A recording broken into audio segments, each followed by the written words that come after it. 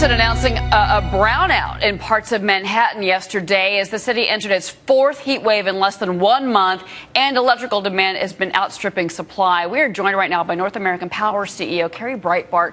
So I want to start with this, what we're seeing right now with the power grid, not just in Manhattan, but in other parts of the East Coast as well. What can we do to stop this from happening every year when we face extreme temperatures? Well, you know, there's a lot of challenges to the grid. I mean, in most places we have to remember that it's a fairly rare occurrence, you know, when we have that, you know, that type of event. A lot of times, and this was what happened in Texas, it has to do with sustained temperatures without a lot of rain because the units don't get to cool off in the evening. And there's a lot of pressure on the actual, you know, wires. But there's also generation issues. You know, there's issues of not having enough generation in some areas to handle peak demand. But not in most areas. In most areas, this is, you know, this is an uncommon occurrence. Unfortunately, though, in populous areas, I mean, this is New York City, where we've had, you know, blackouts in the past in our city's history. Let me ask you about this as well. We're seeing a real, you know, dynamic shift between natural gas and coal.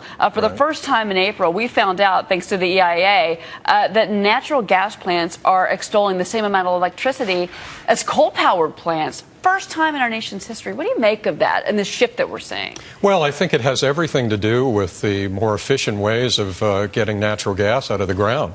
You know, fracking. I mean, the supply of natural gas now is growing so dramatically, and the cost relationship between coal and natural gas has come in line so much that, you know, when you add the EPA restrictions on coal, it makes no sense to build, you know, a coal-fired plant. You know, for example, there's 200 natural gas plants on the drawing board. There's 15 coal plants.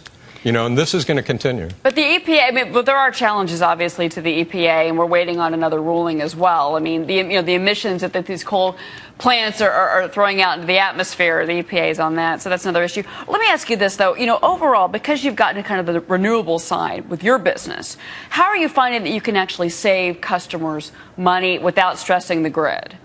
Well, you know, the industry that I'm in, you know, which is owing to the deregulation of electricity, is actually quite interesting. I spent 25 years as an oil trader and broker, and I don't think in that 25 years I ever did anything to save a consumer a penny. I have to admit it.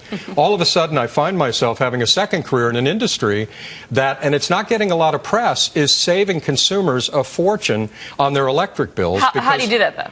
Because we compete with the utilities, and we compete very effectively on the supply side, and the cost of natural gas has been going down. Natural gas is the peak fuel to produce electricity.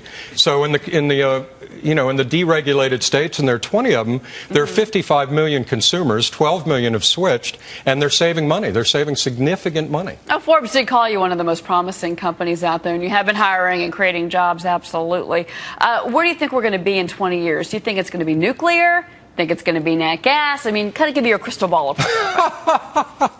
Oh, I don't know how good my crystal ball is, but nuclear, boy, it's hard to think it will be nuclear, isn't it? You know, I mean, it takes 20 years to even get permits for a plant. You know, I think that we're going to see tremendous changes in technology, you know, more efficient production of electricity.